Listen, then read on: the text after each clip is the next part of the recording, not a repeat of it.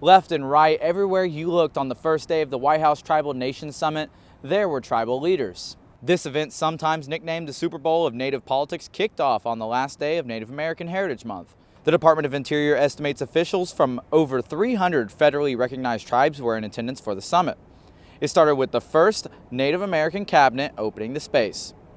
As the United States works to honor our trust and treaty responsibilities to protect tribal sovereignty and revitalize tribal communities, we must also protect access to resources for subsistence and cultural and spiritual practices. It is by acknowledging and empowering tribes as partners in the co-stewardship of our country's lands and waters that every American will benefit from strengthened management of federal lands and resources. Now, there were 5 armchair conversation panels on the day, starting with education and native languages, next about mental health, then access to capital and economic development, and after those panels, President Joe Biden made an appearance to give remarks.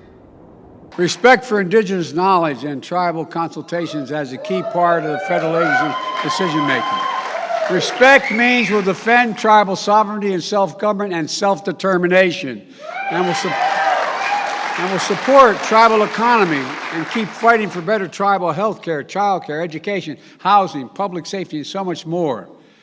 The remaining panels featured topics like tribal homeland initiatives, climate, and clean energy. After that, Vice President Kamala Harris talked about the issues, including an emphasis on the Indian Child Welfare Act. Native children were torn away from their families and their communities. These acts were not only violations of basic human rights for those children and their families, but also an attack on the very existence of tribal nations. I am fully aware of the essential protection that ICWA provides.